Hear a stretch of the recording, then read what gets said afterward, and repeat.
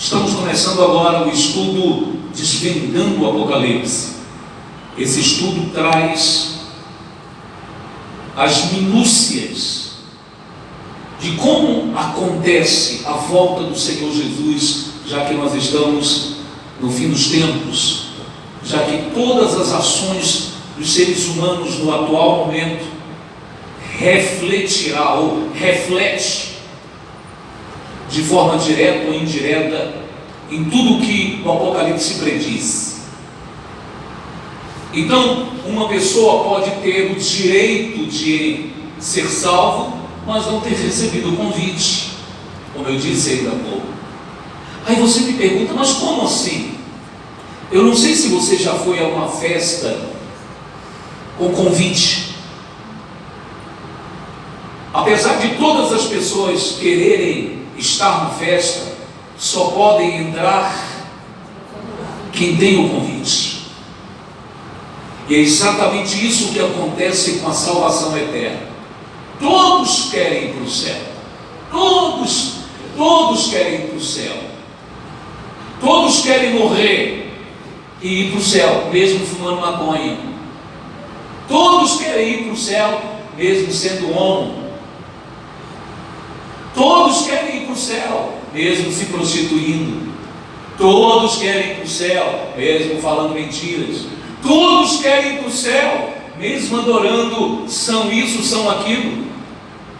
Todos querem ir para o céu. A pergunta é: você tem o bilhete de entrada? Porque no capítulo 9 do livro de Romanos, a palavra de Deus diz que não depende, para uma pessoa ser salva, não depende de quem quer, e nem de quem corre para ser salvo. Depende de Deus usar misericórdia. Você sabe o que isso significa? Não depende de você querer, depende dele te convidar. A pergunta é: ele te convidou? Aí talvez você pense assim: poxa, então do que adianta eu estar na igreja? Boa pergunta, né? Se você foi convidado, você nunca perguntará isso, porque essa certeza está lá dentro de você. Mas se você não é convidado, e a pessoa sente-se se não é, não tem jeito, logo ela vai arrumar isso como desculpa para se desviar. Aí fica bem claro quem é convidado e quem não é convidado. Muitos são chamados, diz a Bíblia, e poucos são escolhidos. Tem uma parábola, inclusive a parábola das bodas, que Jesus ele fala isso. Fizeram uma festa, convidaram, e é uma analogia ao povo de Israel. Convidaram os filhos de Israel rejeitaram. Então o Senhor, dono da festa, diz assim para os seus empregados: saia, vá pelas ruas, pelas vielas, pelos becos, pelas esquinas, e traga quem vocês encontrarem. Então eles foram lá e trouxeram, e a festa ficou cheia. E de repente, quando o Senhor, o dono da festa, entra no salão, observa que tem um homem ali, tem uma pessoa ali, que ele não havia sido convidado, ele estava como é que a gente diz? Penetra. E ele faz a seguinte interrogação, ele interpela o homem: como é que você entrou aqui? Quem te colocou aqui dentro? E o Senhor, dono da festa, manda que o atem, que o amarrem, que o prendam em pés e mãos e joguem ele nas trevas, onde haverá choro e ranger de dentes. Você sabe qual é o máximo disso que eu estou te falando? Olha, eu vou dizer uma coisa para vocês: 99% das igrejas pregam o contrário. 99% das igrejas pregam que todo mundo pode ser salvo. Mentira! A Bíblia Sagrada não mente. A Bíblia Sagrada diz que só será salvo aqueles que o Senhor salvar. No livro de Atos, no capítulo 3 do livro de Atos, fala sobre o crescimento da igreja primitiva, E lá o texto diz assim: dia a dia o Senhor ia acrescentando aqueles que haviam de se salvar. Então não são todos. Mas por que o máximo dessa mensagem é trazer temor no coração das pessoas? Por quê? Porque as pessoas se tornam prepotentes e orgulhosas, achando que quer ir para a igreja, esse negócio de igreja é coisa de velho. É perguntar para você mesmo: será que Deus te quer? As pessoas, elas foram se acostumando, se ambientando a pensar que é um favor que ela está fazendo para Deus se ela vier para a igreja.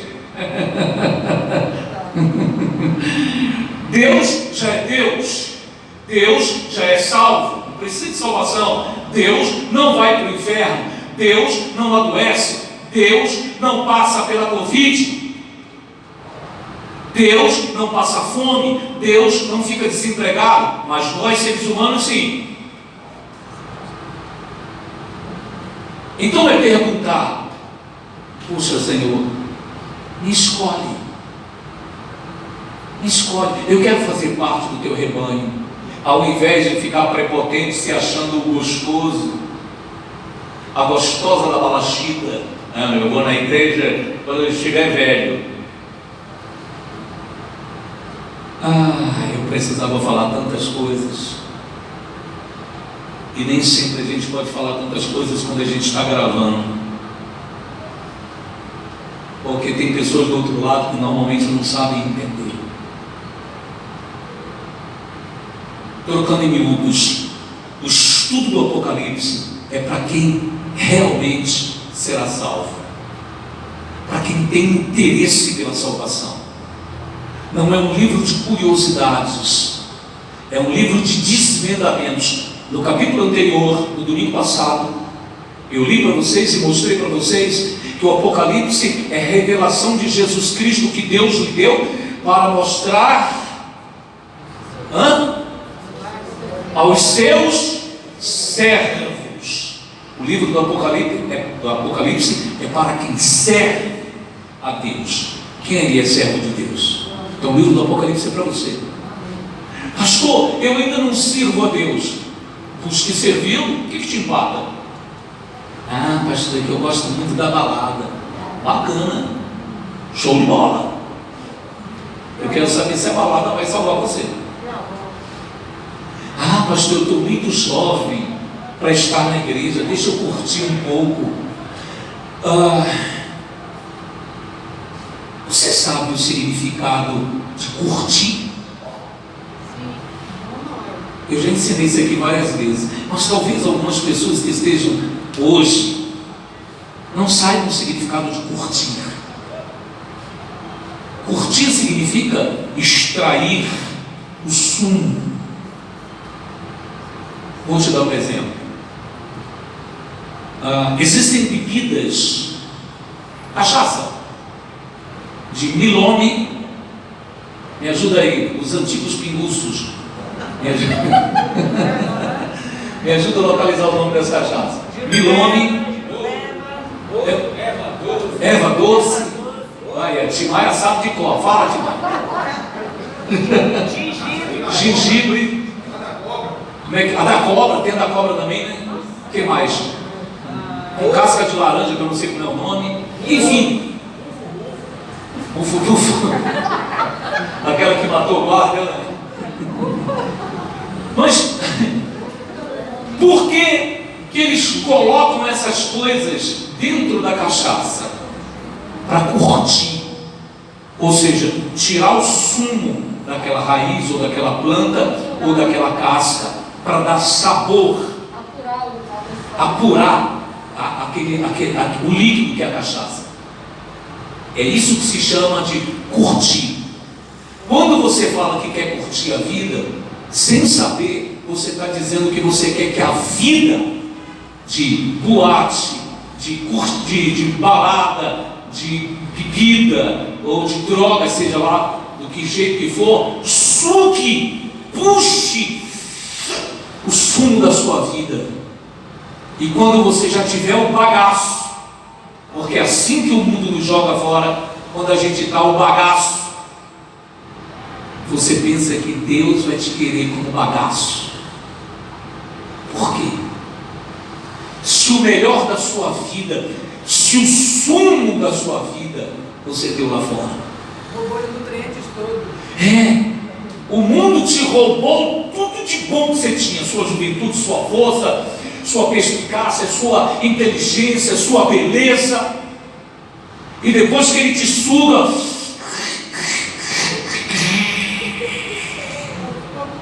joga só o bagaço, igual cana. Vocês já tomaram caldo de cana por aí, você sabe como é que é.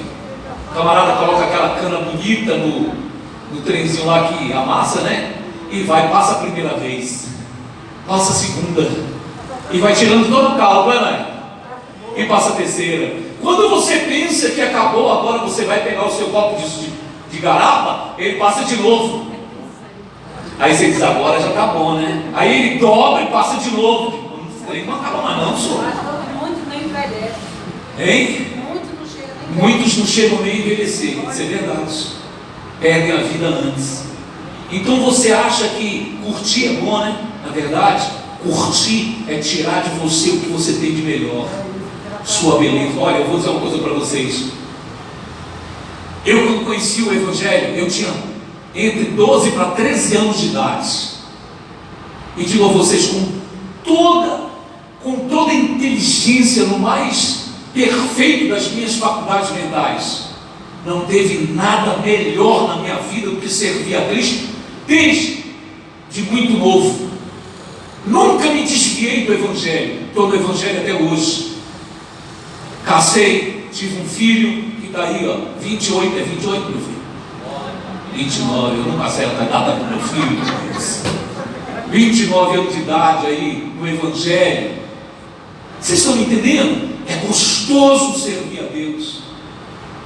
Eu não fiquei lá, desgastando minha vida no carnaval, e aí chegava em casa bêbado. Nunca desgastei a minha vida. Por isso que hoje eu tenho 53 anos com essa carinha de 30 ou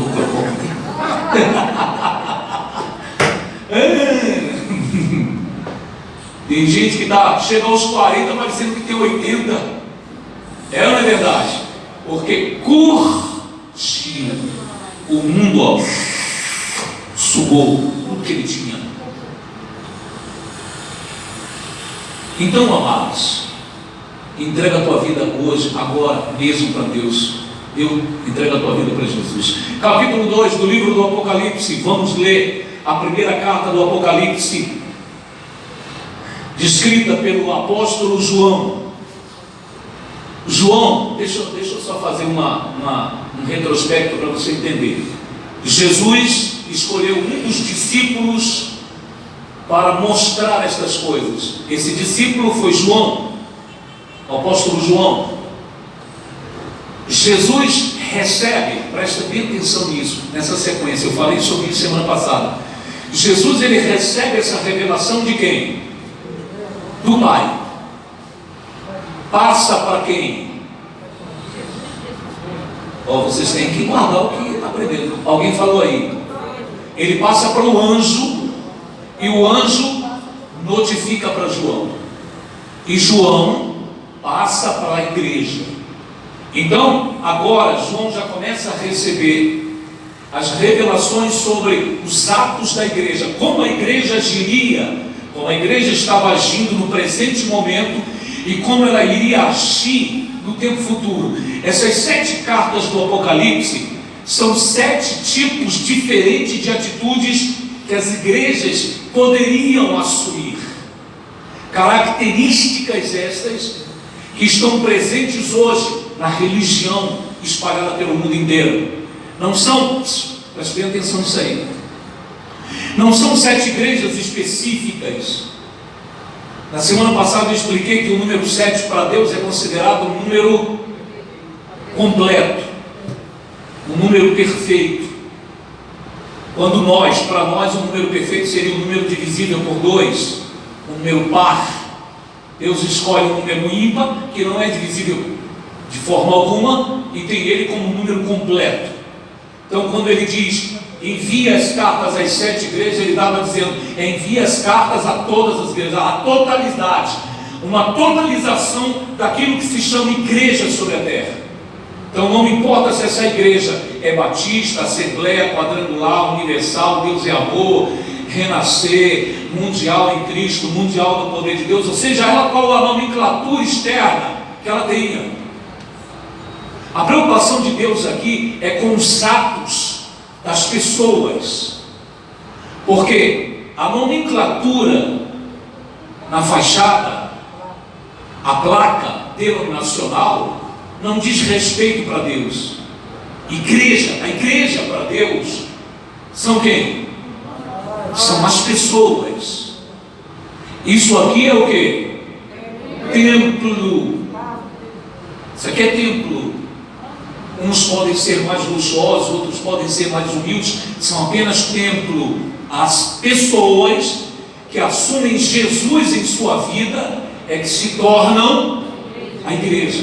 Então, cada uma dessas cartas diz respeito às pessoas, às igrejas, o povo de Deus, como as pessoas se comportavam naquela época e como elas viriam se comportar nos dias atuais. E é isso que nós vamos começar a ler agora. Carta à igreja em Éfeso.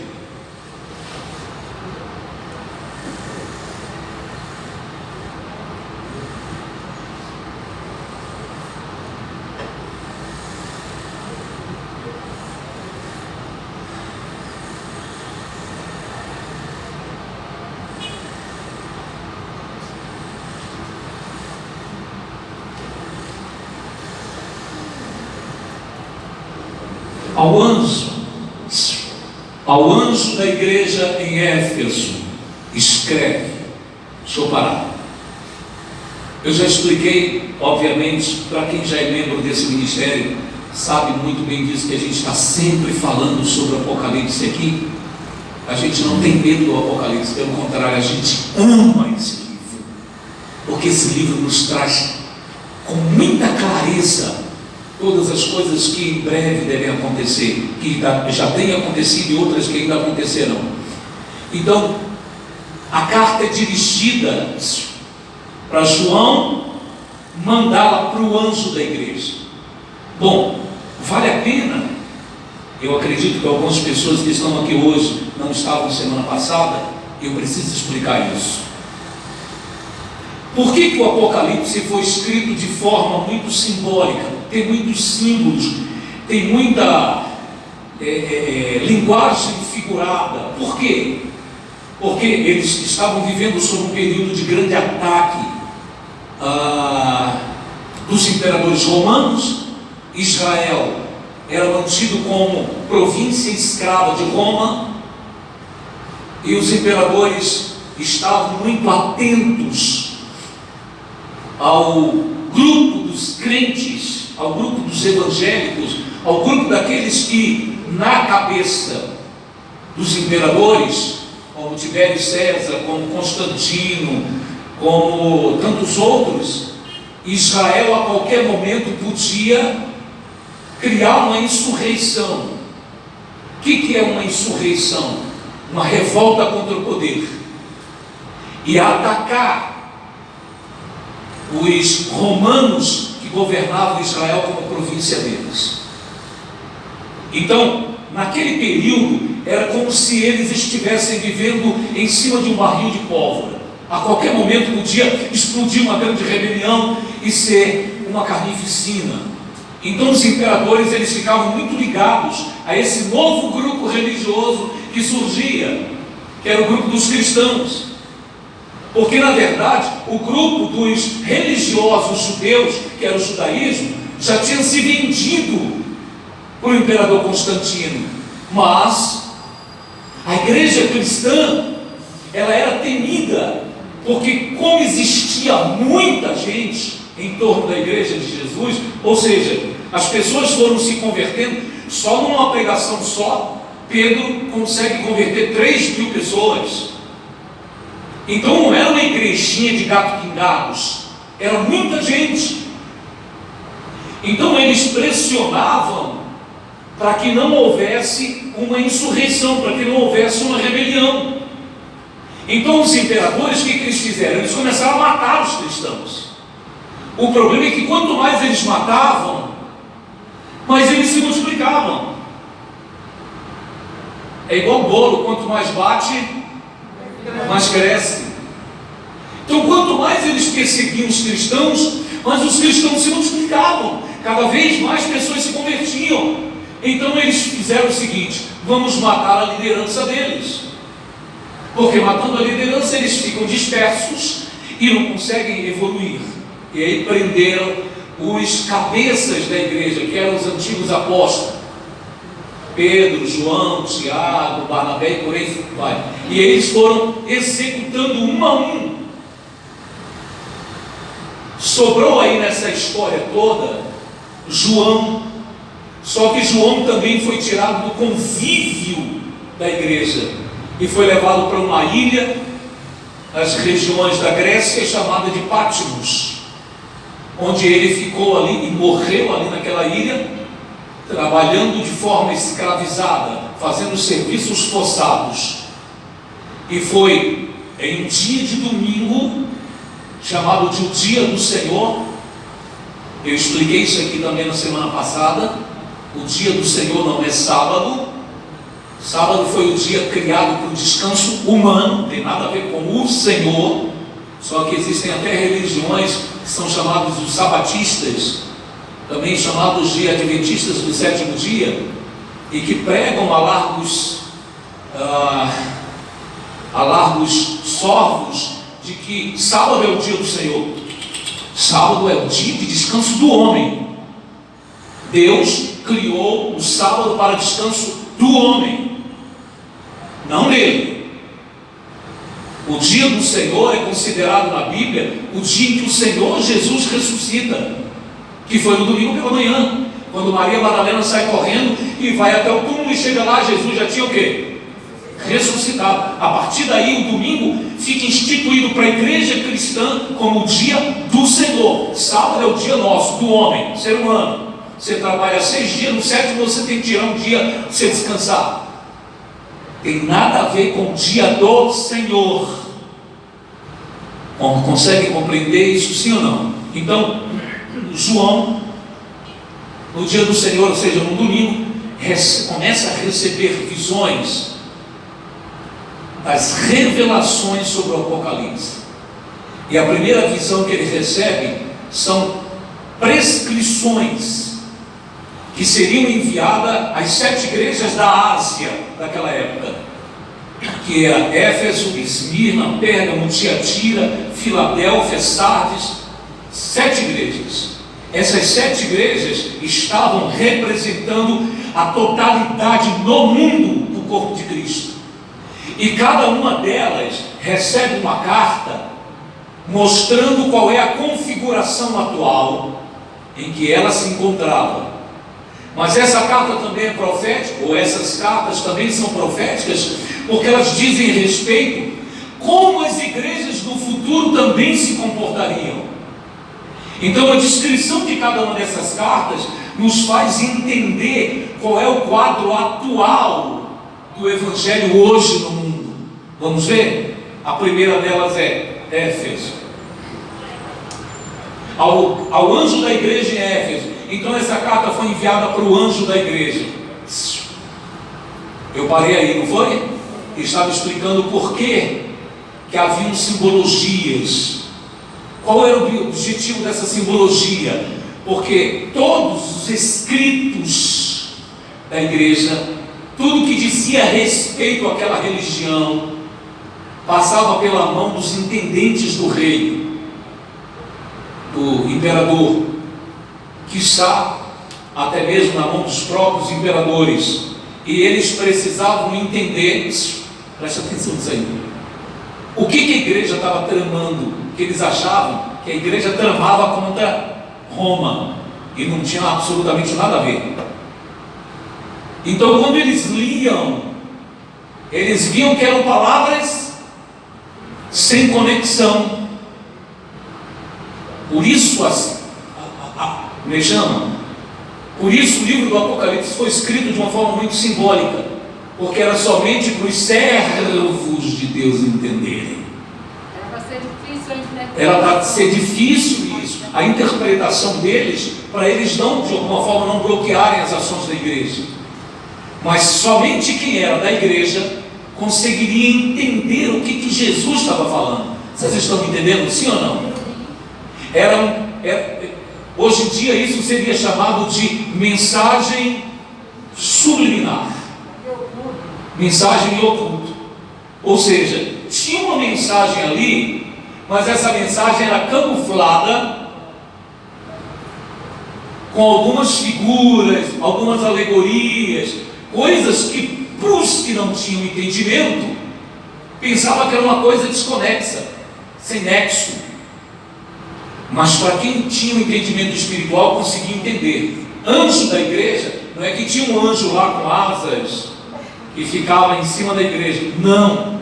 A palavra anjo no original grego tem um significado como mensageiro. Então quem era o anjo da igreja? Então olha só.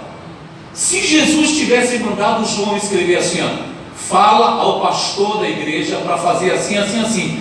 Quando o imperador pegasse a carta e disse, essa mensagem é porque quem está dirigindo a igreja lá, o pastor, o pregador de lá. Você está entendendo, sim ou não? Mas quando ele coloca ao anjo da igreja, ele está dizendo de uma forma parafraseada, de uma forma camuflada, fala para o mensageiro da igreja. Ou seja, quem era que transmitia ou que transmite a mensagem da igreja? O pregador. Então fala para o pregador isso. Vocês estão entendendo? Então, de uma forma oculta, as palavras eram colocadas para que os imperadores romanos ou o governo romano não tivessem acesso.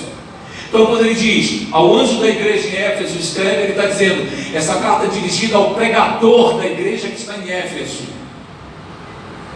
Estas coisas diz aquele que conserva na mão direita as 7 estrelas, a mão direita as 7 estrelas, e que anda no meio dos 7 candeeiros de ouro.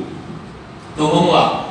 Nós vimos na semana passada, e na visão do Apocalipse, quando João olha para Jesus, ele vê Jesus no meio de 7 candeeiros de ouro. Os candeeiros é a representação da igreja. Por que candeeiro? Eu expliquei semana passada. Candeeiro era a peça, a lâmpada daquela época, era o que iluminava as casas e as noites escuras. Hoje nós temos lâmpadas, né? Graças a Thomas Edison. Foi ele mesmo que inventou, não foi?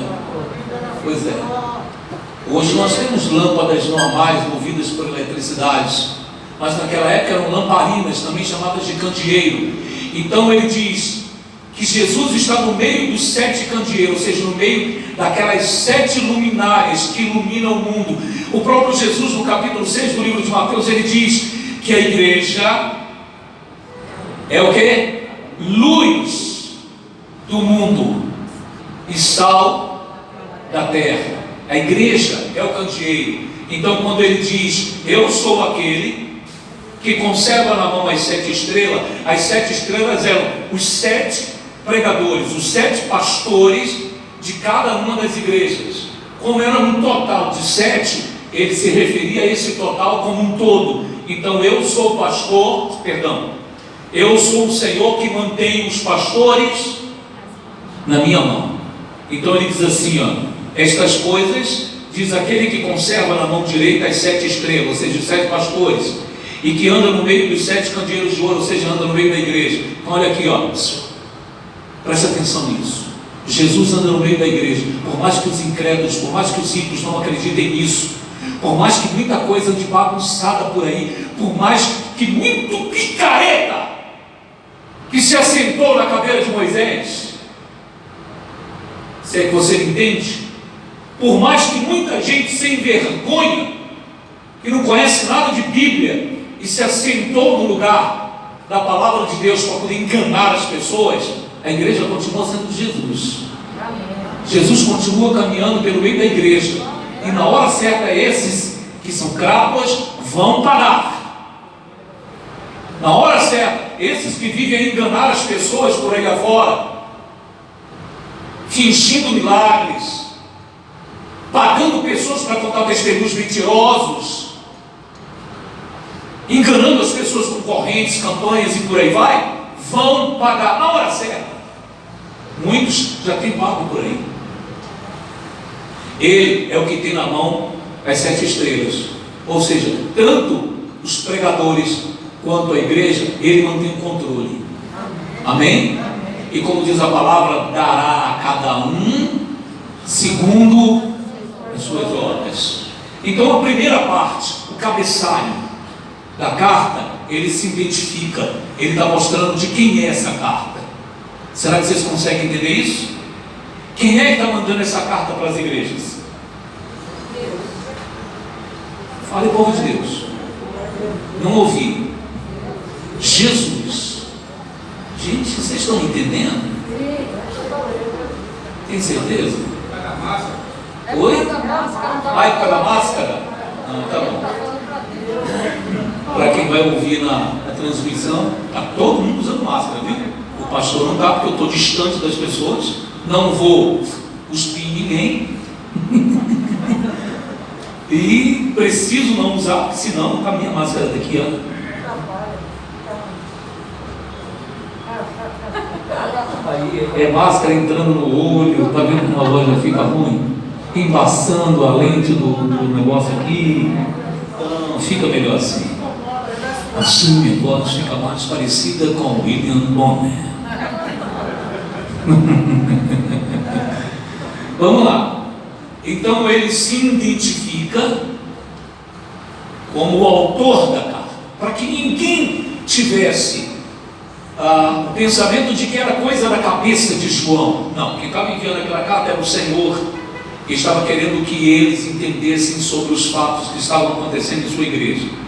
Vamos lá, versículo 2, ele diz: conheço as tuas obras, tanto o seu trabalho como a sua perseverança, e que não pode suportar homens maus, e que pusestes a prova os que a si mesmos se declaram apóstolos e não são, e os achastes mentirosos.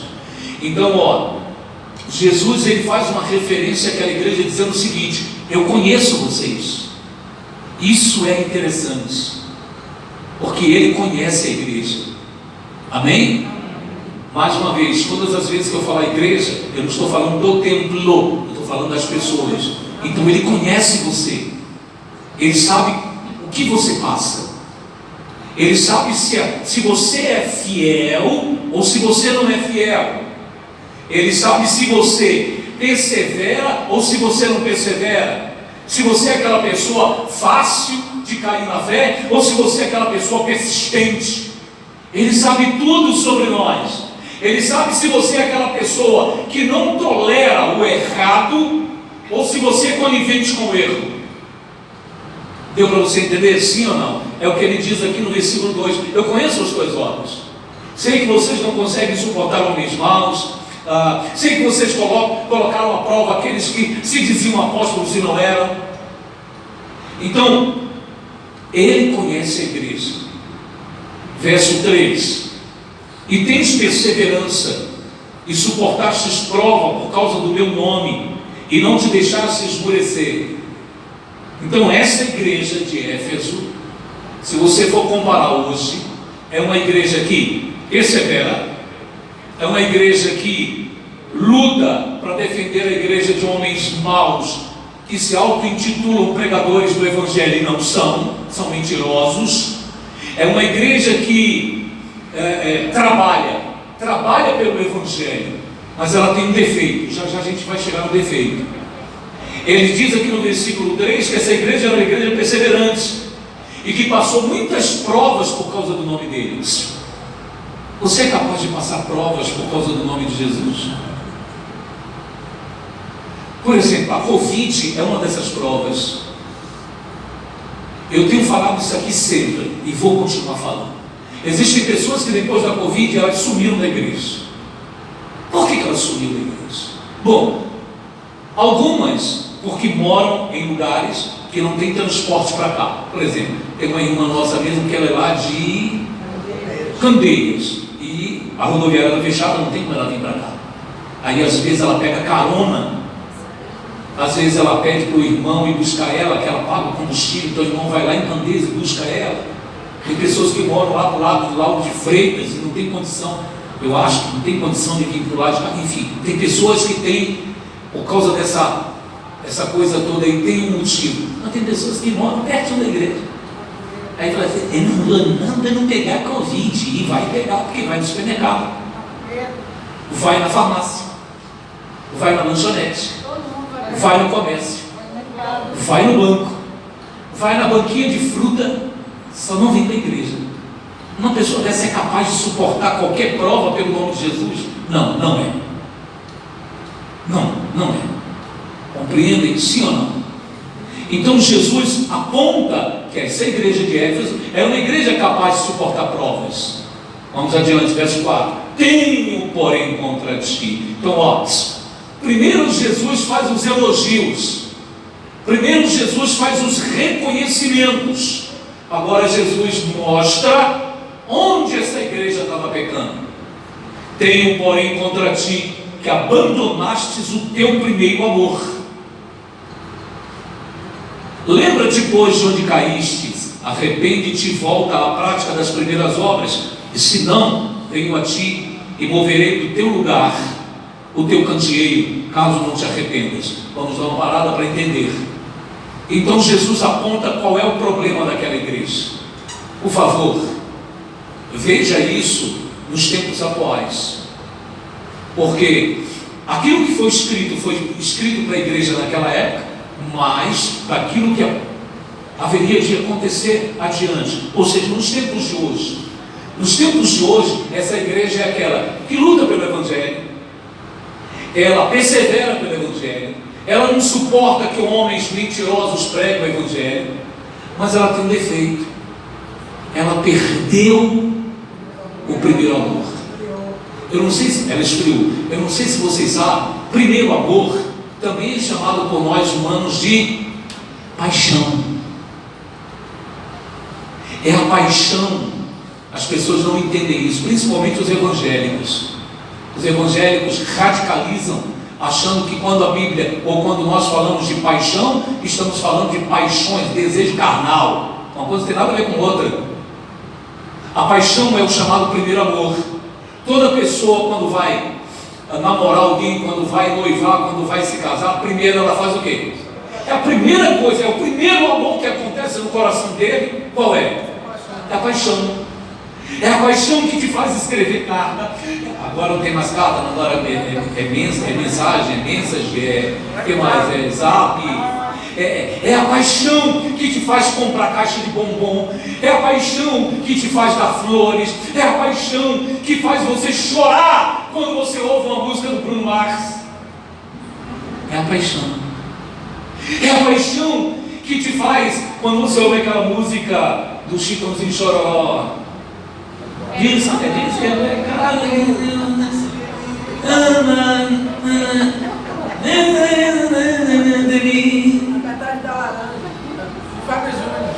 tem a metade da laranja de Fábio Júnior.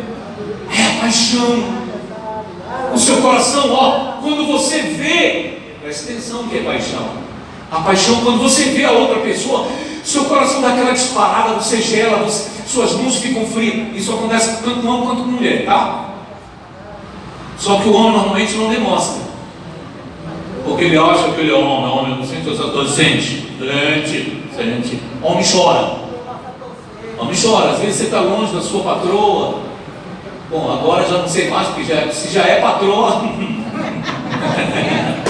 o negócio é quando está namorando, que a paixão está acesa, você pega para telefonar, desligue você, a mãe fica 30 minutos só, não desligue você.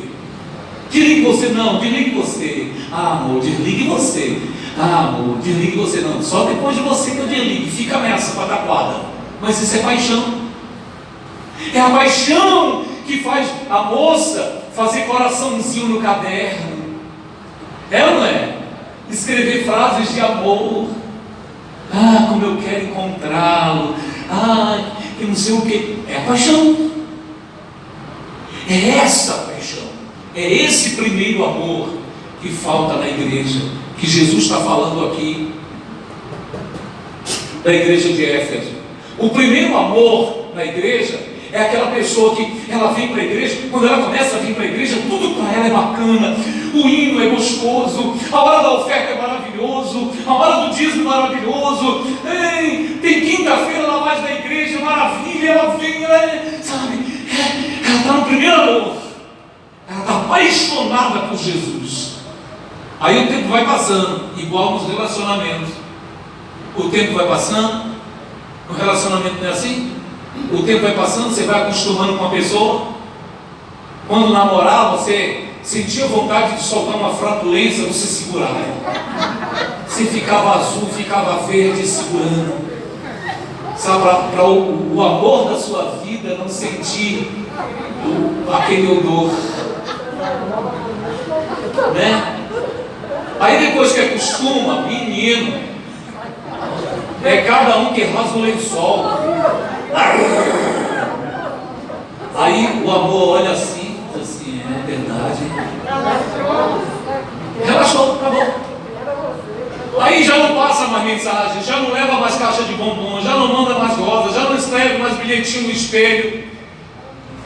Na paixão, pegava o batom da pobre da mulher que ela comprou na Natura, um batom caro, e escrevia lá no espelho do banheiro: I love you, je t'aime. Fala inglês, fala francês, fala espanhol, fala tudo no espelho. I love you, je t'aime. Dio, fala até italiano, Dio, como eu te amo. Aí a paixão acaba. Chama a mulher de barriada, chama a mulher de derrubada, fala que a mulher está com o cabelo desgrenhado, a mulher vai dar um beijo nele de manhã cedo, misericórdia, está com bafo, né? Vai lavar essa boca. Agora não tem mais paixão, agora só tem defeitos. A saudade acabou, não tem mais saudade. Fica no trabalho, quando vai chegando a hora de voltar para casa, vamos ver se os colegas querem sair para a gente tomar um refrigerante, sei lá, sentar em algum canto. Estou falando refrigerante no caso dos cristãos, né? Porque no caso dos não cristãos é cerveja mesmo. Então isso é a perda da paixão. Mas é a paixão que inclina para o amor. O amor só surge porque primeiro vem a paixão. No início, na igreja, essa paixão que acabou, no início ela gostava do culto, ela chegava antes de todo mundo. Antes da igreja abrir, ela já estava em pé na porta. Hoje, ela chega depois que o culto começa, uns 30, 40 minutos. Acabou o amor. Não se importa, se traz um dízimo, traz, se não está nem aí. Ela se preocupa mais em pagar primeiro as contas dela do que saber de que tem que manter a obra de Deus. Acabou o primeiro amor. É disso que Jesus está falando aqui. Era uma igreja que era dedicada, mas fazia tudo sem amor. Isso quer dizer o quê? No automático.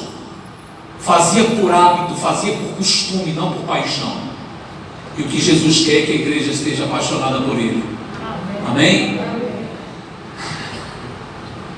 Então ele diz assim, lembra-te de onde você caiu, lembra-te onde tudo isso começou. Tem um lugar, tem um ponto onde sua queda começou. Lembra-te e volta a praticar as coisas que praticava antes.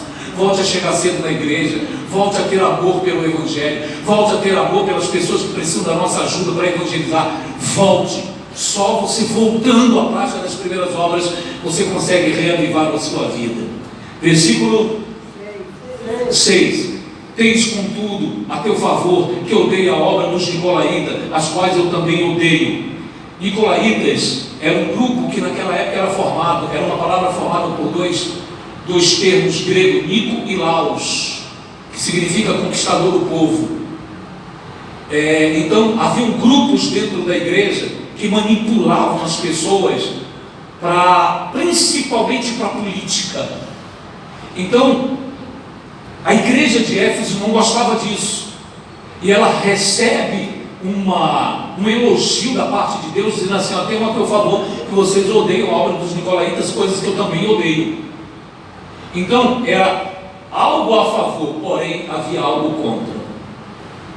Tens contudo a teu favor que odeias as obras dos nicolaítas, quais eu também odeio. Verso 7: quem tem ouvidos, ouça o que o Espírito diz às igrejas. Ao vencedor dar-lhe-ei que se alimente da árvore da vida que se encontra no paraíso de Deus. Significa dizer que quem consegue vencer tudo isso, permanecer, receberá vida eterna, porque a árvore da vida refere-se à árvore da vida, a árvore que tinha no meio do jardim, que foi posto um empecilho para que Adão e Eva não provassem dele, o que faria com que eles tivessem vida eterna. Mas a promessa se estende para todos que conseguem perseverar e permanecer firme no Evangelho, vai receber o direito à vida eterna. Amém? Vamos à segunda carta. Ao anjo da igreja em Esmirna, escreve. Então, olha, as coisas que eu já expliquei, como o que é o anjo, não sei o que, eu não vou explicar de novo não, tá bom? Vamos passar, porque vocês já sabem, é só passar adiante. Ao anjo da igreja em Esmirna, escreve: estas coisas diz o primeiro e o último. Então observa que mais uma vez ele se identifica para a igreja, e dessa vez ele se identifica como o alfa e o ômega. Também já vimos isso aqui. Ele é o primeiro e o último, que esteve morto e tornou a viver. A quem está se referindo a carta? Jesus. Conheço. Mais uma vez ele descreve que ele tinha conhecimento do que acontecia com aquela igreja. Ele diz: conheço a tua tribulação, a tua pobreza. Era uma igreja o quê? Pobre. Era uma igreja que não tinha condições financeiras, não tinha pompa. Conheço a tua pobreza, mas tu és rico, e a blasfêmia dos que a si mesmo se declaram judeus e não são, sendo antes sinagoga de Satanás. Deixa eu dar uma paradinha aqui, porque vale a pena explicar isso. Já é a segunda carta que Jesus faz referência a alguém que se intitula ser de Deus ou homem de Deus e não são. E isso é muito sério. Preste atenção nisso. Isso é muito sério. Porque, eu não sei se você está entendendo o que é uma igreja. Uma igreja são formadas por centenas de pessoas. Em alguns casos, algumas denominações são formadas de milhares de pessoas. E tem muita gente querendo o controle dessas pessoas para benefício próprio. Muita gente então se infiltra para tentar chegar nesse posto onde eu estou aqui, para conseguir ter o controle das pessoas. Porque tendo o controle dessas pessoas, tendo como falar e essas pessoas ouvirem e obedecerem, elas podem conseguir muita coisa nesse mundo através disso. Exatamente. Usam a palavra de Deus e as pessoas passam a acreditar naquela pessoa como se fosse de Deus, porque ele está usando a palavra de Deus, mas o objetivo dele ali é nefasto. Observa que um dos maiores, como é que eu posso dizer, uma das maiores plataformas políticas no mundo são as igrejas evangélicas. Assim que eu cheguei em Salvador, que a nossa igreja se instalou aqui em Salvador, eu fui procurado por um dos assessores na época que Neto estava se candidatando a, não sei se era deputado federal, um trem desse que ele estava se candidatando. Eu fui procurado por um dos assessores dele para participar de uma festa de comemoração do aniversário de um vereador que ia ter lá em aquele bairro que é na Pituba, Caminho das Árvores, não? Aquela que tem um parque da cidade, Itaigaia. E eu rejeitei na época o convite, porque uma das coisas que eu sempre aprendi na igreja é não misturar igreja com política.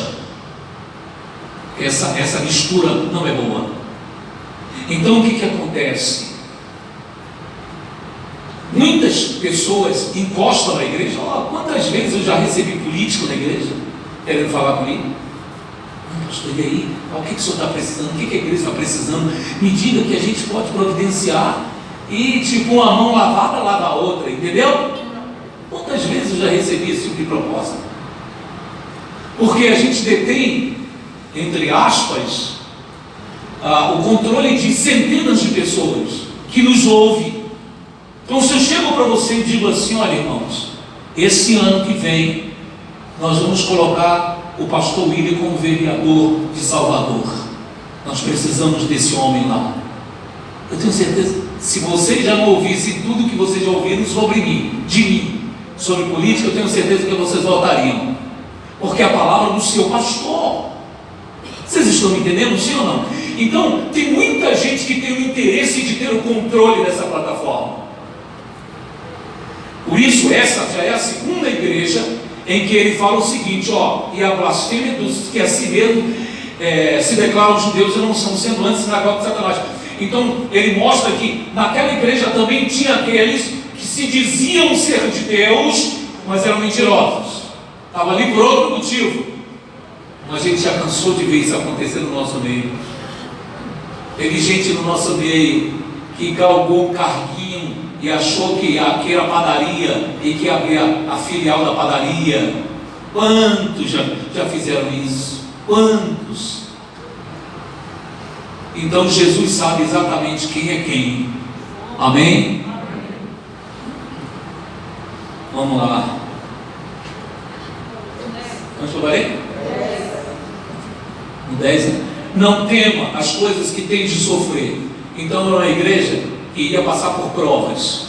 Então, presta atenção, toma isso para você. Provas é natural no mundo daqueles que querem servir a Deus. Não temas as coisas que tem de sofrer.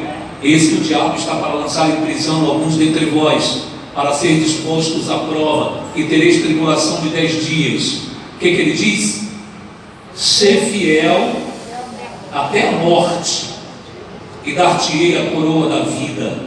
Quem tem ouvidos, ouça o que o Espírito diz às igrejas. O vencedor de nenhum modo sofrerá o dano da segunda morte. Mais uma vez, o vencedor recebe vida eterna. Amém? O dano da segunda morte, você sabe qual que é, né? Ser lançado aonde? No lago que arde com fogo e enxofre. Mas se você se mantiver fiel, receberá, não passará pelo dano da segunda morte. Deu para você entender essa igreja de Esmirna? Precisa de uma explicação maior sobre ela? Uma igreja que passava por tribulação, era uma igreja que não tinha dinheiro, mas observe que essa igreja não tinha defeito. Pastor, quem está falando todas essas coisas é Deus, mas tem pessoas que acham que é o pastor que está falando todas as igrejas, sendo que Deus está o tempo todo dizendo que é Ele que está mandando. Por isso que na carta, exato, o que a irmã está falando ali? A irmã está falando o seguinte: tem pessoas na igreja que às vezes pensam que quando a gente está pregando, que é o pastor que está falando, e não Deus. E essas cartas do Apocalipse estão trazendo isso à baila, mostrando que aquilo que está sendo anunciado pelo anjo da igreja, ou seja, pelo pregador da igreja, pelo mensageiro da igreja, está sendo enviado por Deus, está sendo enviado por Jesus. Então pare de ser intransigente e achar que o pastor está falando, porque tem gente que fica assim: aí está me dando indireta, aí está me dando indireta. Ninguém está dando indireta para ninguém aqui. Agora, se Jesus fala e apertou aí na ferida, então essa ferida precisa ser tratada. Ok? Vamos para a carta de Pérgamo, versículo 12. Essa aqui é uma das piores.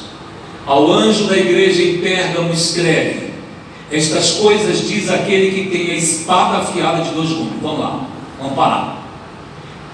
Jesus se identifica para essa igreja, que essa igreja aqui é uma igreja apóstata, desviada da verdadeira fé. Ou seja, essa igreja aqui de Pérgamo era a igreja que no passado, preste bem atenção nisso, a igreja cristã, a igreja de Jesus, que Jesus deixou na mão dos discípulos, essa igreja aqui é de Pérgamo, foi a igreja que se vendeu para o Império Romano para se tornar o que ela é hoje, cujo nome, é só você pesquisar isso, na história da humanidade. Vai no Wikipédia e pesquisa para você ver.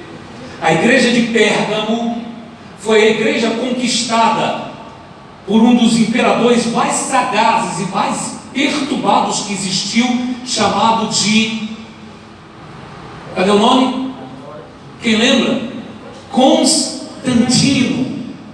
O imperador Constantino finge, preste atenção, nessa sanha de destruir o controle e o domínio da igreja, ele fingiu que tinha se convertido, dizendo que viu um sinal no céu de uma cruz e uma inscrição dizendo: com esta cruz tu vencerás. E a partir desse momento ele fingiu se converter ao cristianismo e tornou a igreja cristã daquela época, que era essa igreja de Pérgamo, tornou como a igreja do Estado. Por isso a igreja passou a se chamar igreja. Por que católica? Presta atenção. A palavra católico ou católica significa universal. Qualquer semelhança, como é que diz o negócio? Era coincidência, né? Vocês estão ligados então? Não? Né? Então, ó, o nome da igreja é católica, ou seja, uma igreja universal.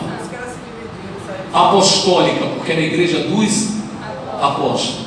Porém, agora do Estado, romana.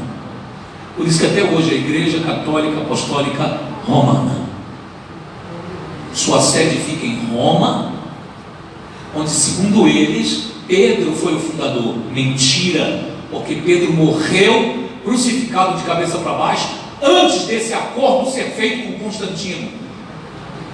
E você não tem ideia do que Constantino fez. Constantino pegou todas as escrituras, vou dar só uma palhinha em cima disso para não demorar, porque ainda tem mais uma igreja para ser lida, aliás 2 na verdade.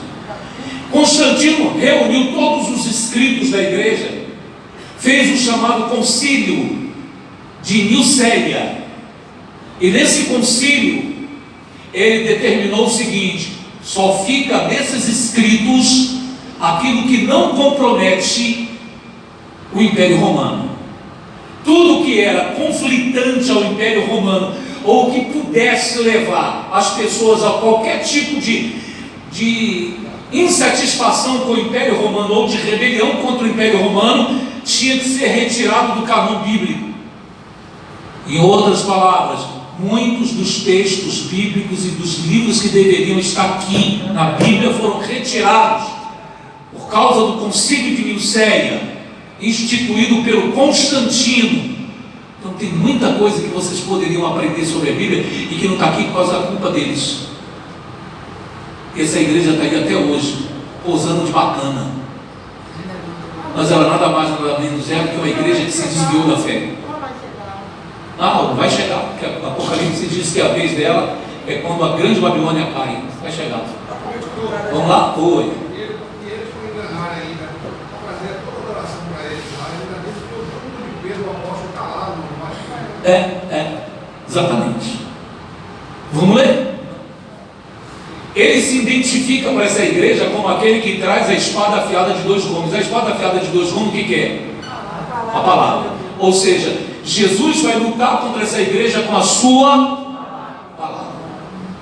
E ó, rapaz, a Bíblia é fogo, velho. Olha o pastor falando giro. A Bíblia é demais. Isso aqui, ó, ele luta contra a palavra. Jesus luta contra essa igreja com a palavra. Você sabe quando é que isso acontece? Qual que é o século, gente? Acho que é o século XVI. No século XVI, quando Deus, aqui, pega um próprio católico, chamado de Frei, e faz com que ele comece a sentir-se incomodado com todas as doutrinas que o catolicismo tecia naquela época, como as indulgências. Você sabe o que eram as indulgências? Se as pessoas tivessem pelo menos o capricho de ler a história da humanidade, nunca seriam católicas e nem bateriam no peito para dizer eu sou católica, pastor, calma, mano, sabe do que estão falando. Indulgência foi um documento forjado por um dos papas, se eu não me engano, Pio XII, que dizia o seguinte: para você ter um lugar no céu, você tinha que pagar. Era isso que era uma indulgência, era um documento redigido pelo Papa, assinado por ele, e tinha uma retórica na época, tinha uma palavra-chave que na época era muito dito, que era assim: ó, quando se ouvir os tilintares da moeda dentro do cofre, mais uma alma sairá do purgatório. Então quem tinha muito dinheiro naquela época comprava um lugar no céu. O povo pobretão, o povo que não tinha nada, ficava sem vida eterna, porque o Papa dizia que só tinha direito a um lugar no céu quem comprasse a indulgência. A indulgência custava cara. E por que ele fez isso? Era para a construção dessa catedral que vocês veem hoje na Praça de São Pedro, no Vaticano. Aquele mundo de igreja foi construído com indulgências. Lê, vai no Wikipédia e pesquisa. Eles fizeram caça às bruxas. Sabe o que eram as caças às bruxas? Qualquer pessoa, não é porque tinha bruxa, não fazia bruxaria, macumbaria, ou chumaria, não, nada disso. Qualquer pessoa que discordasse de qualquer coisa que eles fizessem, era queimados em fogueira. Eles diziam, era chamada Santa Inquisição. Eles diziam que eram feiticeiros e tinham que ser queimados, e ninguém dizia nada. Eles mataram muita gente com a Santa Inquisição.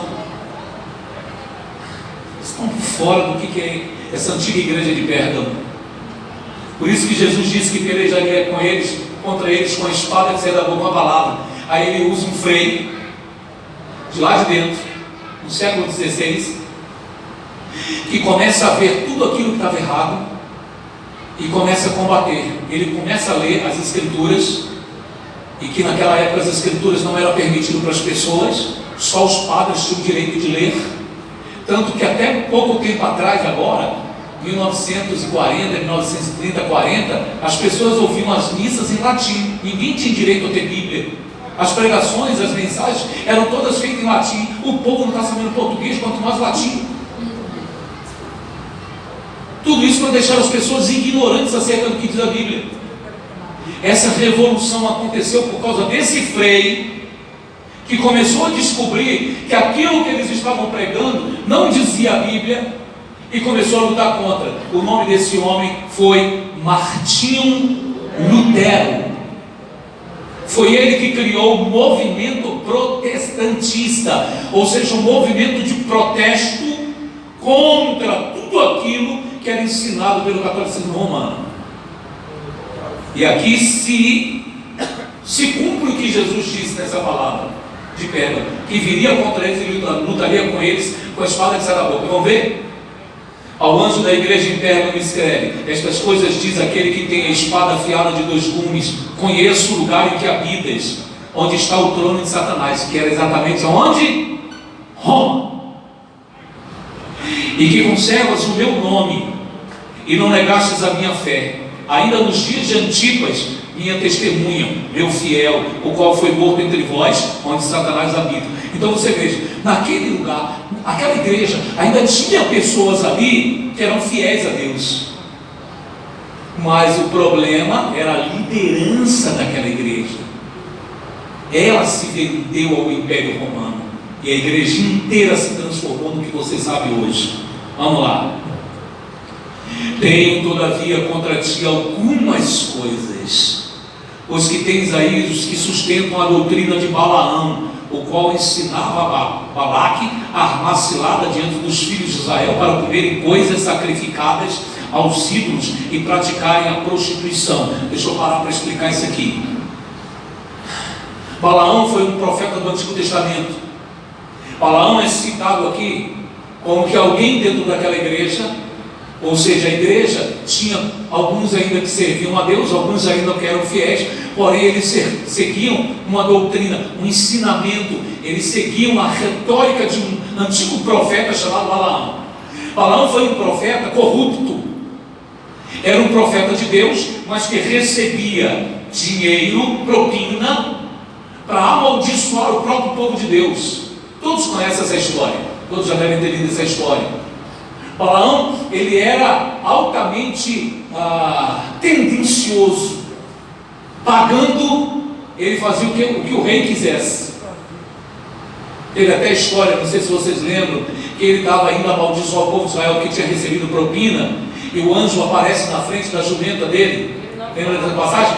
E o anjo corre para o outro lado e aperta o pé dele contra o muro, e ele acha ruim, bate na jumenta, até o ponto da jumenta, Deus permitiu que a jumenta abrisse a boca e falasse com ele: por que me espancas? Acaso eu não tenho servido todos esses anos? Se tenho me desviado é porque o anjo do Senhor apareceu na minha frente. Ou seja, para mostrar para ele que Deus era contrário à atitude que ele estava tendo, por dinheiro. Por causa desse mal, muitas pessoas já se corromperam no Evangelho, por causa de dinheiro, trair a igreja que dá, tentar contaminar o coração das pessoas para arrastar consigo, para abrir nova igreja, e por aí vai. E vocês sabem muito bem disso. Tudo por causa de dinheiro, doutrina de Balaão. Aí Deus fala com essa igreja: vocês têm aí os que sustentam a doutrina de Balaão, estão ensinando o meu povo a comer coisas sacrificadas aos ídolos e praticarem a prostituição. A prostituição nesse caso não era prostituição sexual, homem e mulher, não, era prostituição espiritual, porque tem esse significado também. Porque aqui, ó, quem é o esposo da igreja? Também chamado de um noivo. A igreja tem um compromisso com Jesus. A igreja é a noiva, o noivo é Cristo. Então, se eu começo a adorar, observa, se eu começo a adorar um outro Deus, eu estou o quê? Traindo o meu noivo, que é Jesus. Então eu estou cometendo um ato de prostituição para Deus. O que essa igreja estava fazendo era exatamente isso. Ela estava abandonando a fé dela em Jesus, abandonando entre aspas, porque falar de Jesus ela fala até hoje, mas ela também adora Maria, mas ela também adora São Paulo, São Pedro, São Tiago, São Filipe, São isso, São aquilo, e agora Santa Dulce dos pobres. Então, para Deus, ou você é alguma mulher aí, me responda, vou falar igual baiano, me responda, qual de vocês aí gostaria do seu noivo com outra mulher? Ou você, mulher casada, homem casado, gostaria da sua parceira com outra pessoa? Você aceita? Tampouco Jesus. Ou você é de Jesus, ou você é de Maria. Ou você é de Jesus, ou você é de Aparecida. Ou você é de Jesus, ou você é de Sultão das Matas, ou seja lá de quem for. Ou você é de Jesus ou não é. Amém? Não se pode ficar cocheando entre dois pensamentos. E essa igreja estava assim. Ela estava dizendo que era de Jesus, mas aí começaram a colocar imagens. A história é a seguinte: naquele período começou a haver uma evasão de pessoas, as pessoas começaram a sair. Então eles inventaram o seguinte: vamos colocar na igreja imagens que lembrem os grandes personagens da nossa igreja. A imagem de Jesus, a imagem da mãe de Jesus, a imagem dos antigos apóstolos. Aí foi criando, para que as pessoas, ao verem a imagem, recordassem-se de Jesus, ou de Maria, ou de um dos apóstolos, e voltasse à frequência dos cultos, ou como eles chamam, missa. Vocês estão me entendendo, sim ou não? Só que daí esse negócio desinvestou, que aí começaram a criar tudo quanto é santo. É Santa Bárbara. Antigamente eles diziam assim: não, esses são os antigos apóstolos. Bom, Jesus nunca teve Bárbara de apóstolo, Jesus nunca teve Cosme e Damião como apóstolo, Então, eles foram se mexendo, foi criando, agora é Dulce, é aquela outra lá, Santa Paulina, tem aquela outra que era indiana, esqueci o nome dela, Calcutá, Madre Teresa de Calcutá, e por aí vai. Então, Jesus está dizendo, vocês têm aí pessoas que estão ensinando o meu povo a adorar ídolos, comer comidas sacrificadas e se prostituírem. Aí no versículo 15, né? 15, outros sim, ou seja, contudo, também tu tens os que da mesma forma sustentam a doutrina dos nicolaítas, ou seja, política. Qual é a igreja mais política que existe no mundo? A Igreja Católica.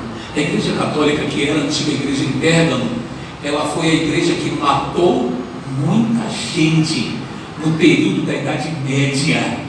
Era ela quem controlava, quem punha e quem depunha os antigos reis. Talvez você que está aqui nessa manhã me ouvindo, talvez pense assim, poxa pastor, eu sou católico, eu fico falando da minha igreja, não estou falando da sua igreja não, porque na verdade ela não é a sua igreja, a igreja é você, e você não pode ser conivente com o que está errado. E se você quiser, se eu estou falando, se você quiser saber se eu estou certo ou errado, para dizer que não estou falando mal, leia. Não estou nem dizendo para você ler a Bíblia não, leia a história da humanidade, está tudo nos livros, tudo. Leia, pesquise sobre a noite de São Bartolomeu. Procure lá no Google, noite de São Bartolomeu, para você entender. A noite de São Bartolomeu foi uma noite assim intitulada, porque foi criada uma festa, porque havia uma briga entre os chamados católicos e os protestantes, já depois de Martinho Lutero. Então havia, os protestantes não aceitavam o que a igreja católica pregava, a igreja católica não aceitava a existência dos protestantes. Então um papa, eu não lembro o nome dele agora, criou a chamada Noite de São Bartolomeu. Era uma festa que seria feita dentro dos palácios daquele reino, se eu não me engano na França, se eu não estou enganado. E essa festa era para que todo mundo se unisse de novo. Procure lá no Google, Noite de São Bartolomeu. E aí os pobres dos protestantes foram. Puxa, que bom, vai acabar essa brigaiada entre a gente. Todo mundo foi. Entraram. Aquele monte de gente. Fecharam os portões. E aconteceu naquela noite a maior de todas as chacinas que o mundo já viu. Todos os protestantes foram executados a mando da igreja católica. Mas os católicos não sabem disso. Os católicos só sabem daquele padre que tem a cara bonitinha que fala em nome Deus Pátria, Espírito Santo. Você não sabe o que eles andaram fazendo. Tudo para debaixo do tapete. Tudo para debaixo do tapete. Hoje, muitas dessas coisas que aconteceram no passado, alguns dos papas tiveram a coragem de vir a público e pedir perdão. Mas agora é tarde. O pedido de perdão não vai trazer de volta as pessoas que foram mortas por eles. Tudo para manter a sua religião. Tudo para manter o controle político. Esquece esse coração proibido de essa religião. Uma base, né? Porque se as pessoas tivessem. Olha, eu acho que se as pessoas lessem mais, elas errariam menos. Vamos lá. Onde eu parei? Outros sim também tens aí os que praticam e sustentam a doutrina dos nicolaítas. Portanto, arrepende-te, senão venho a ti sem demora, e contra eles pelejarei com a espada da minha boca. A espada da boca seria a palavra. E essa peleja, essa luta com a palavra contra eles se deu exatamente no século XVI, através de Martinho Lutero. Quando Martinho Lutero então se levanta contra tudo aquilo e começa a pregar contra tudo aquilo e institui o chamado protestantismo, que deu origem às igrejas evangélicas.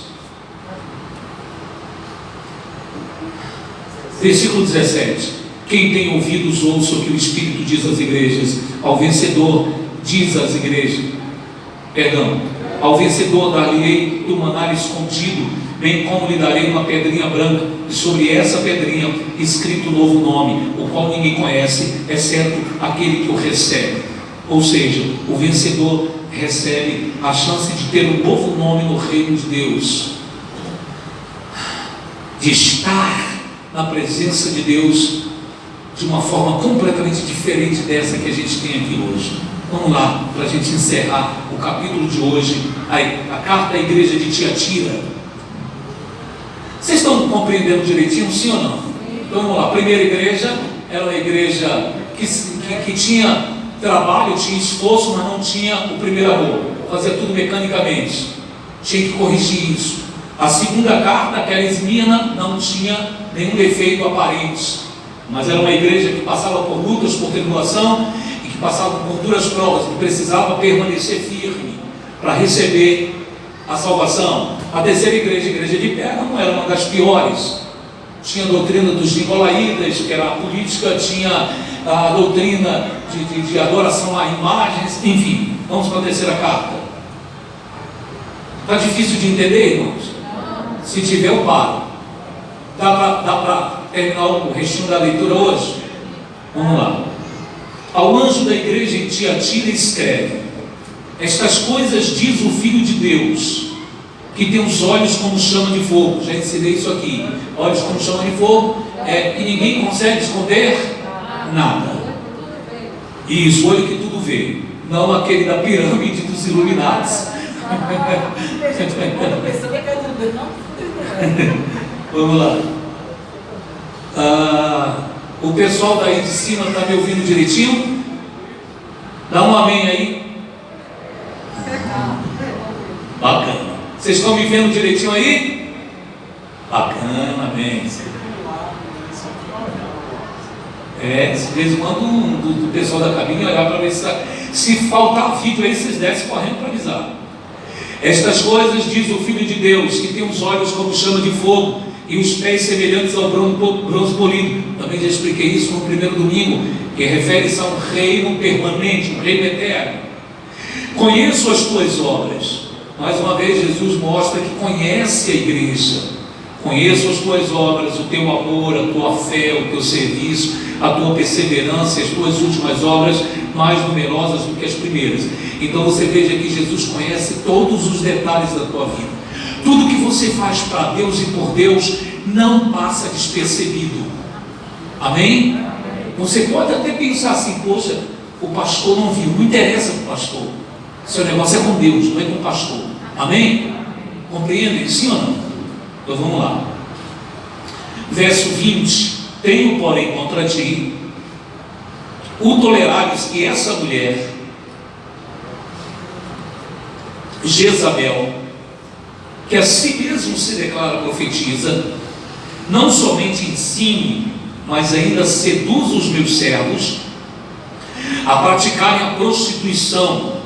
Mais uma vez, aquela prostituição que eu acabei de falar, não era referência à prostituição carnal, e sim a prostituição de adoração a ídolos, como a antiga Jezabel também fez. Deixa eu só dar uma paradinha aqui. A Jezabel aqui que consta nessa carta não se refere propriamente a uma mulher. Mas observa, lembra que eu falei que a carta tinha um cunho simbólico para que os governantes romanos não entendessem? O fato dele chamar alguém que estava na igreja de Jezabel era para o povo de Israel lembrar daquela mulher lá do passado, que era a mulher do rei Acabe, cujo nome era Jezabel. Essa mulher do rei Acabe, é por isso que ela é inserida no contexto aqui, para que as pessoas entendam. Não é que naquela igreja tinha uma mulher pregando, não, mas que naquela igreja seguia a linha, a doutrina, ensinamentos iguais aos que Jezabel, mulher do rei Acabe, praticava. E qual eram as coisas que Jezabel fazia? Bom, primeiro, Jezabel, por favor, entenda o que eu vou falar aqui agora, tá bom? É apenas uma colocação. Jezabel mandava, primeira coisa, Jezabel mandava no marido. Quem controlava o reino Não era Acabe, que era rei, era Jezabel. Ela era aquele tipo de mulher, tipo, falou, quem manda o senhor? Diga sim, senhor. Ele, sim, senhora. Então ela mantinha o controle do reino, controle esse que quem tinha que ter era o rei. Tá certo? Então, o primeiro erro de Jezabel era mandar no que não devia. Segundo erro, porque ela tinha o controle do reino nas mãos e botava o marido no bolso, o que ela fazia? Ela induzia o povo de Israel a adorar Baal. O povo de Israel se desviou da adoração a Deus na sua época para adorar Baal. Lembram daquela passagem de Elias no Monte Carmelo, que Elias leva os 450 profetas de Baal, que faz um grande desafio: se Baal é Deus, que ele responda com fogo, e se meu Deus... Vocês lembram dessa passagem da Bíblia? Então, quem tinha levado o povo de Israel a adorar Baal foi Jezabel. Jezabel que incitava o povo de Israel a adorar ídolos. Era ela que estimulava, era ela que dava o comando. E o rei Acabe comia calado, assinava tudo embaixo. Tanto que quando essa mulher foi punida por Deus, a Bíblia diz que ela caiu da janela do palácio. E ela caiu de lá de cima, lá embaixo do pátio, e os cães do palácio comeram ela toda. Só deixou as partes inferiores dos pés e das mãos por lá de fora. E ela fez uma coisa muito mal. Ela fez muito uma coisa, não, ela fazia tudo mal. Ela mandou perseguir o profeta Elias para matar Elias. Elias fugiu para o monte, ficou escondido durante um bom tempo com medo de Jezabel matar ele. Aquela mulher era muito perversa. Então, quando ela aparece no cenário dessa carta, não é uma mulher, mas é as mesmas, ou são as mesmas atitudes. Aquela igreja estava tendo as mesmas atitudes que Jezabel no passado estava teve, perdão. Compreendem, sim ou não? Então, por isso o nome dela aparece aqui, para mostrar para Israel lembrar, ó, nós estamos nos comportando igual Jezabel estava se comportando no passado. E ele diz assim, ó, 21, dei-lhe tempo para que se arrependesse. Ela todavia não quer arrepender-se da sua prostituição. Ou seja, possivelmente a adoração aos ídolos estava dando algum tipo de retorno para ela, porque Deus tinha dado tempo. Quando eu digo ela, aquele sistema doutrinário da igreja, Deus tinha dado tempo, mas eles não quiseram se arrepender. O que aconteceu então? Verso 22, eis que a prosto de cama, bem como em grande tribulação os que com ela adulteram, caso não se arrependam das obras que ela incita. Então você veja, ele deixa claro que essas obras que essas pessoas estavam praticando, deixar de estar com o noivo verdadeiro da igreja, que é Cristo, para adorar ídolos, essa coisa era esse sistema religioso que estava estimulando as pessoas. Você sabe o que eu vejo nisso aqui? Observe o sistema religioso hoje de idolatria que muitas igrejas assumiram hoje. Aquele sistema de rosa, de sal, de óleo, de fita, de a pedrinha de Jacó, o cajado de não sei quem. Ou seja, tudo movido a objetos que levam as pessoas ao apego desnecessário, o que é chamado pela Bíblia de idolatria. É um sistema religioso que conduz as pessoas à idolatria. Porque as pessoas deixam de orar, um exemplo, para aquela dor passar, para pegar o óleo e passar. Eu já tive casos no Ceará, quando eu fui pastor no Ceará, de uma irmã chegar, eu fui fazer visita para ela, que ela estava pedindo uma visita, a gente foi fazer visita para ela, eu e mais outro pastor. Quando chegamos lá, ela estava conversando com a gente, ela falou assim, olha pastor, o meu óleo ungido acabou, assim mesmo, naquela época, né? Meu óleo ungido acabou, mas eu lembrei, assim mesmo, eu lembrei que na gaveta tinha um envelope da igreja. Eu peguei o envelope da igreja, botei na minha cabeça, eu estava com muita dor de cabeça e disse, sai. Aí eu fiquei fiquei observando, digo, meu Deus, olha como as pessoas idolatram qualquer coisa. Idolatra óleo, idolatra envelope da igreja, idolatra qualquer coisa, por causa do sistema religioso. Essa igreja era universal. Idolatram qualquer coisa. Aí tem pastor que, movido por essa sanha que as pessoas têm de seguir a idolatria, ficam, você vai receber a gota do suor do pastor.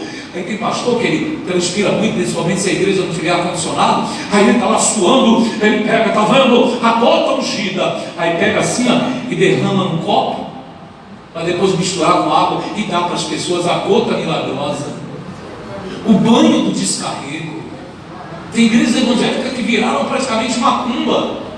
Tem igreja evangélica que apaga a luz todo dia de noite para fazer a oração, acende um cabo de vela e toma e chama o nome de demônio. Vamos embora, manifesta com a gira, tranca a rua, enche o cabelo. Vocês estão entendendo? É igreja ou o que é?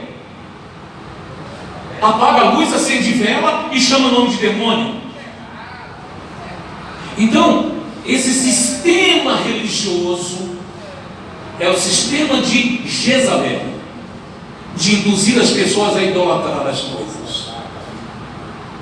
Aí a pessoa não fica sem óleo, ela já leva uma lata desse tamanho do óleo galo,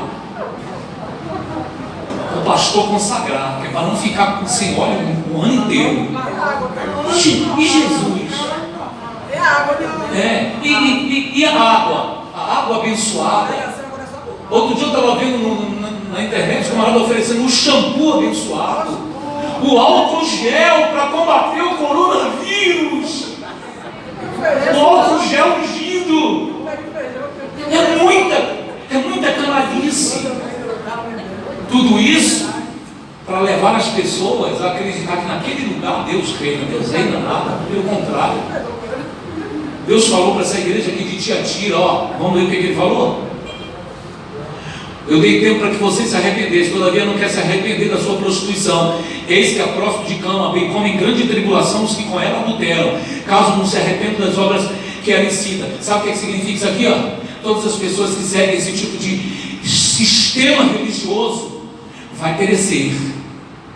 É por isso que a gente recebeu todas as pessoas que vieram desses lugares para cá, vieram com suas vidas destruídas. Teve uma irmã que contou testemunho aqui outro dia, que ela chegou numa dessas igrejas aí, que faz campanha, a mulher não tinha nem roupa para vestir.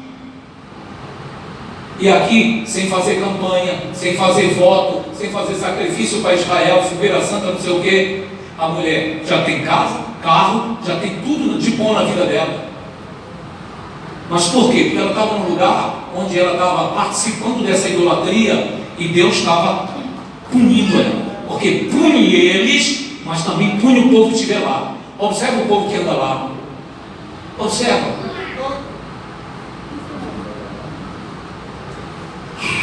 Vamos lá. Verso 23.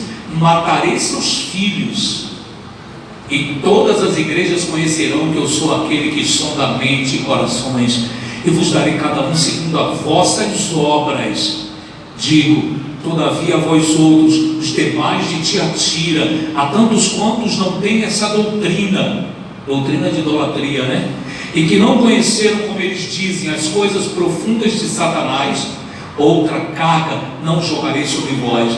Então essa igreja tinham pessoas que eram inocentes lá dentro, como eu sei que tem pessoas nessas igrejas que estão lá, tadinhas, porque elas querem Deus, elas querem, e elas fazem aquelas coisas, aquelas campanhas, aquelas coisas todas, porque tadinhas, elas têm fé, elas têm fé, mas infelizmente elas estão colocando a fé delas no lugar errado, por falta de conhecimento da Bíblia.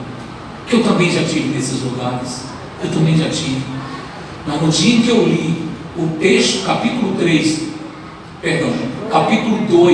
do livro de 1 Pedro, quando ele fala sobre aqueles que enganam as pessoas, engodando almas inconstantes, quando eu li esse texto, eu desabei, e na época eu disse, eu tenho que sair desse lugar, e eu tive força e coragem para sair. Amém? Porque eu estava seguindo a doutrina errada. Mas foi o que eu aprendi. Só que quem fala é isso aqui, ó. O certo você encontra aqui dentro, ó, da Bíblia Sagrada. Amém? Vamos lá. Verso 25, não é isso? Tão somente conservai o que tendes até que eu venha. Então, ó, sair do erro, abandonar a idolatria, abandonar o caminho errado e conservar a palavra de Deus limpa e pura dentro de você. Conserve o que você tem até que ele volte. Ao vencedor que guardar até o fim as minhas obras, eu lhe darei autoridade sobre as nações, e com cetro de ferro as regerá e as reduzirá a pedaços, como se fossem objetos de barro. Assim como também eu recebi de meu Pai, dar-lhe ainda a estrela da manhã. Quem tem ouvidos, ouça o que o Espírito diz às igrejas. Então eu não preciso nem dizer que o vencedor, aquele que persevera em fazer o que é correto, aquele que acorda do sono que muitos estão tendo, sendo ludibriados, acorda para viver uma vida correta diante de Deus, se torna um vencedor e crivado de bênçãos de todas as sortes. Amém? Bom, eu gostaria de poder esmiuçar um pouco mais, mas o nosso horário já estourou. Eu preciso encerrar. Mas antes de encerrar, quero dizer a vocês que domingo que vem a gente continua na sequência do capítulo 3. Vamos ver o capítulo 3 inteiro. Amém? E explicando detalhe por detalhe, ensinando a vocês, desvendando o Apocalipse. Quem entendeu direitinho hoje? Glória a Deus.